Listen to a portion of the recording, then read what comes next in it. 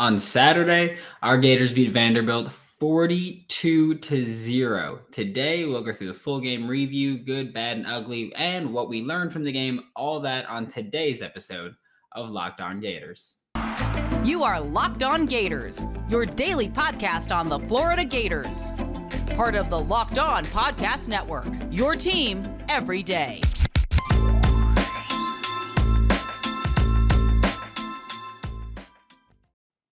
Hello and welcome to another episode of Locked On Gators, part of the Locked On Podcast Network, your team every day.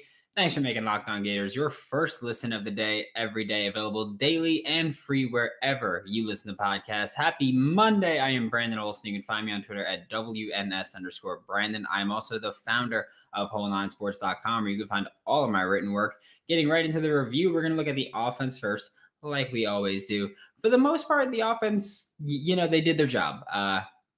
They moved the ball pretty consistently, couple turnovers here and there, couple punts is what it is. You're not going to score every single time. Malik Davis, one of the running backs for our trio, really didn't dress. So the running back duo this week was Dameon Pierce and Naquan Wright, and I loved what they did. I will say I did have a bit of an issue with the lack of handing it off to them, particularly Dameon Pierce. He's been so consistent and so good for this whole season, but he's pretty much getting the goal line carries, not exclusively, but primarily, it's fine for him because he's still scoring touchdowns, but he's got pretty good vision from just watching the games. He's got pretty good vision. He makes things happen, specifically after contact, whether it's breaking tackles or just shedding arm tackles, whatever it may be. He makes things happen with the ball in his hands. But this week particularly, they were more involved in the passing game than we had seen through really the entirety of the season. I believe Dameon Pierce on Saturday had more receiving yards in that singular game than he had over the rest of the season combined.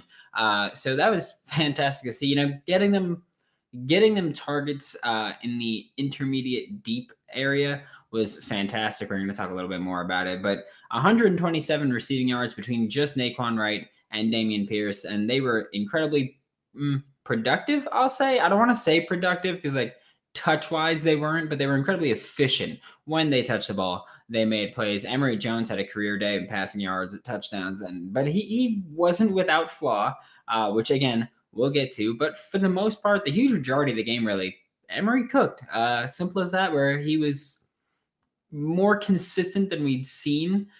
He was taking what was there. He took a couple not deep shots, but he threw the ball deep downfield a couple of times, or deep-ish downfield a couple of times. Defensively, our defense was constantly in the, and I mean constantly in the backfield, just living there. Ken Seals, by halftime, his jersey was just different colors. The quarterback for Vanderbilt, his jersey was different colors. He was getting hit incessantly, and if he wasn't getting hit, there was still pressure getting in his face incessantly. Specifically, the trio of Antonio Valentino, Zach Carter, and Javon Dexter all had big games. Antonio Valentino had 5 pressures, and that is something that you don't see often from defensive tackles or defensive linemen, really.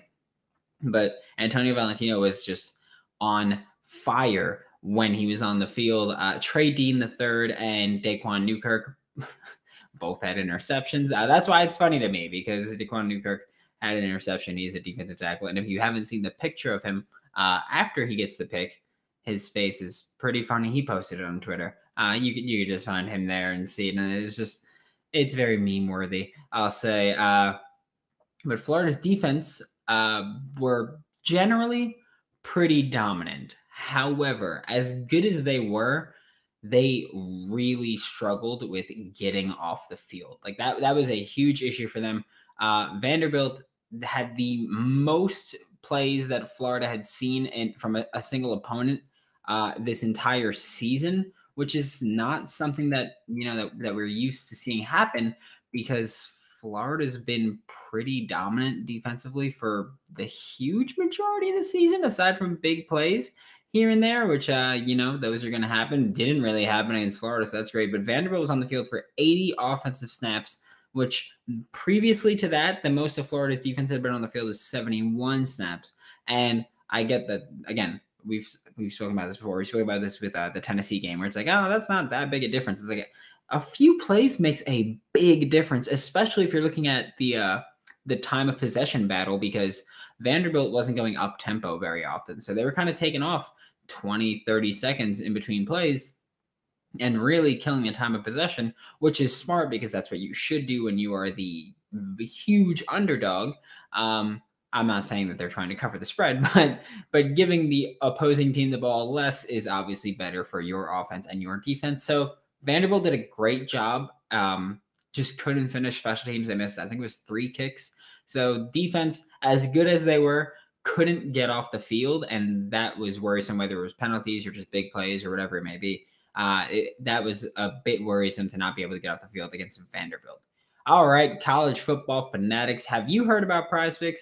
If you haven't, listen to the show more. It's pretty rude of you. I'm just going to let you know that right now. That's pretty disgusting that you wouldn't. PrizePicks is daily fantasy made easy. I love it, and I know you will too. PrizePicks offers every sport you can think of: NFL, college football, NBA, college basketball, MLB, soccer, MMA, and more. PrizePicks offers more college football props than anywhere else, and if you don't know, college football props already are very, very hard to find. So this is one of your few chances to even do so, whether you're talking about primetime Power 5 players or mid-major small school guys. This is where you want to go. PrizePicks allows mixed sport entries, so you can bet LeBron turnovers and Spencer Rattler benchings in a game if you want. Don't hesitate. Check out PrizePicks.com or go to your app store and download the app today. PrizePicks is daily fantasy made easy. Thank you once again for making Locked On Gators your first listen of the day every day. Now we're going to get into the good, bad, and ugly. The good, Rashad Torrance II. That man had himself a day. I'm going to get more into it in the third segment, but he was a beast all over the field. Even the commentators were like, man, this Rashad Torrance kid is everywhere. Yeah, he was dogging Vanderbilt. And I don't care if people want to be like, it was Vanderbilt.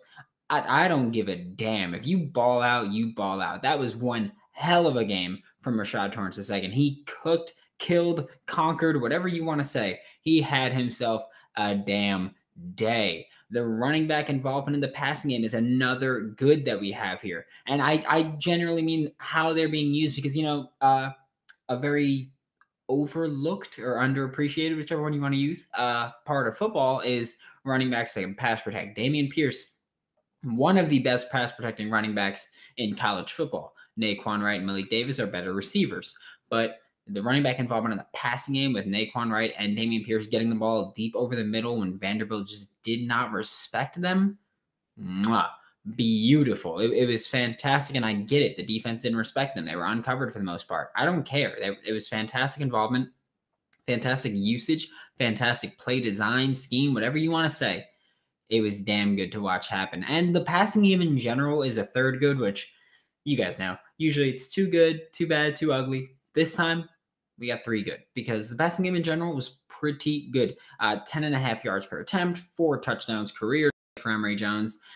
I'm not going to get into Anthony Richardson. It wasn't super noteworthy. He was in for the most of the fourth quarter, but again, that was like kill the clock time, so it didn't really matter. He wasn't super involved in the game plan. Threw a pick. It was ugly, but Emory Jones threw an even uglier pick, if you're going to ask me, which we will get to in the ugly section. But bad offensive line play. And I know that this offensive line has been praised, by myself included, a lot this year. They've done their thing, specifically pass blocking. I know run blocking, like our rushing attacks have been so phenomenal. I've gone over this. The run blocking hasn't been great. The runners have been making exceptional plays. But the offensive line today, or Saturday, was not great. Whether it was penalties, poor protection in the passing game, 9 pressures allowed against Florida's quarterbacks, which is very, very rough to have here, especially when, I feel like given the expectations, our offensive line played better against like Bama, who, by the way, hold your L. Just want to point that one out. But the offensive line play was inconsistent. Again, penalties, poor protection in the passing game, failure to open up running lanes, which again hasn't been their strong suit to this point. But it was pretty piss poor on Saturday. And defensively, my word, wrap someone up. It is not as difficult as Florida makes it seem. 17 missed tackles against Vanderbilt, according to Pro Football Focus, which I generally trust their missed tackle numbers. And if you watch the game, you can also trust their numbers. But 17 missed tackles was atrocious. It's terrible football. It's not clean. It's very dirty, very ugly, very just poor football in general. And looking at the ugly, Florida still struggled with penalties, totaling 8 penalties for 80 yards, including a Trevez Johnson targeting call, which obviously kicked him out of the game. But it was just one of those things where whether it was holding on a big run play, whether it was holding on a big pass play, whether it was, roughing the passer, we had targeting by Trevez Johnson. And then the next play, Vanderbilt came out with it. I'm sorry. I mixed up the order. We had a late hit by Diabate on the sideline. And then the next play, Vanderbilt came for a trick play, and Trevez Johnson then got ejected for targeting because it was one of the most boneheaded moves that I've seen. Trevez Johnson jumped and leaned his head into the passer, the receiver that was doing the passing because it was a double pass, whatever. But yeah, he jumped and then still leaned his head directly into the guy. It made no sense whatsoever. Again, yeah, one of just the boneheaded plays. And that's what I mean. When I say that Florida's plays undisciplined football, I mean penalties, boneheaded plays like that, mental lapses in coverage, which didn't really happen against Vanderbilt. So yay. But things like that. And then the other bad was the interceptions. I mentioned it, where Emory Jones and Anthony Richardson both threw pretty ugly interceptions. Anthony Richardson was kind of into double coverage. Emory Jones was single coverage, but a very, very blanketed receiver, where I'm glad that the corner covering the receiver didn't pick it. But they got a hand on it. Ball went up. Defense picked it diving, which was a great play made by the defensive back. But yeah, I mean, it was both plays, both interceptions were plays where you watch them and you're like, yeah, like that should be picked if you're going to make that poor decision, because neither of those balls should have been thrown when they were. I get trying to make things happen, but that's one of the things where it's like you're forcing it, and forcing it is not how you win games. It's not how you win championships or keep your starting job or keep getting snaps if you are a backup that rotates in.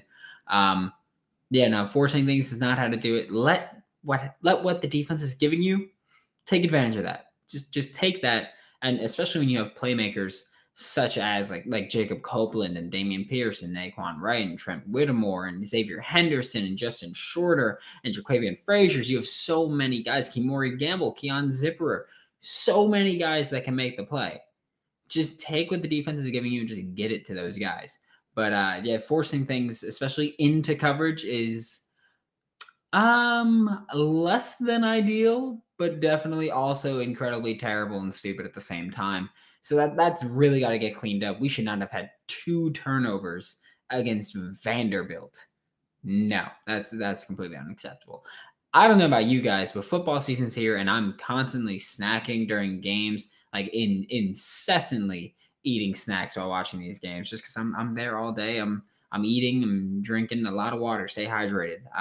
But Built Bar is the best protein bar on the market. That's what I've turned to snacking to instead of these sugary and salty snacks.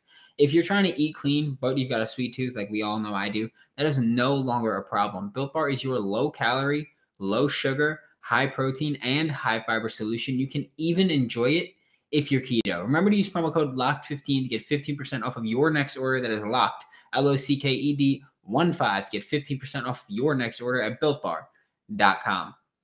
Now, to wrap it up, we're going to take a look at what we learned from the game. Both of these things are things that I've already mentioned, but they're both things that I wanted to elaborate on a little bit because I was very, very pleased with how these two areas were areas of success for us. First off, Florida running backs need to be more involved in the passing game. I get Malik Davis was there; he's a contributor, but whatever. Naquan Wright, Dameon Pierce, both had big games both had big gains in the passing game, exposing a Vanderbilt defense that just didn't respect them. I mentioned this. Both plays were kind of just over the middle where they were uncovered, which is like I get people be like, "Oh, who cares if they made plays? They were uncovered." Then get the ball to them. Like if they're uncovered, then keep attacking that spot until a defense shows that they're going to respect it. That's a big part. We have really receivers that block better than most college tight ends, which again, college tight ends for the most part, not great. We know this by how long they take to adapt to the NFL. Just watching their production is not great. Their contributions in the run game is not great, but there are explosive plays to be had with our running backs with the ball, with our receivers blocking, because we are one of the best wide receiver screen teams because our receivers are such capable blockers. That's been a thing at Florida where our receivers are such good blockers. So Florida is one of the best wide receiver screen teams. That's without a doubt. If you want to see how good our receivers are blocking, watch, I believe it was Trent Whitmore on, I believe it was Naquan Wright's big game, where Trent Whitmore was just blocking this dude down and down and down. And then there was another play with Jacob Copeland, his screen, where I think he lost 1 yard on the wide receiver screen. But we had it. Trent Whitmore was blocking his corner for like 4 seconds. It was so insane. So we have good blocking receivers that should be utilized more as blockers. And our running backs, they can create plays out of nothing as runners. Imagine getting them the ball in even more space and just letting them make men miss, run through people.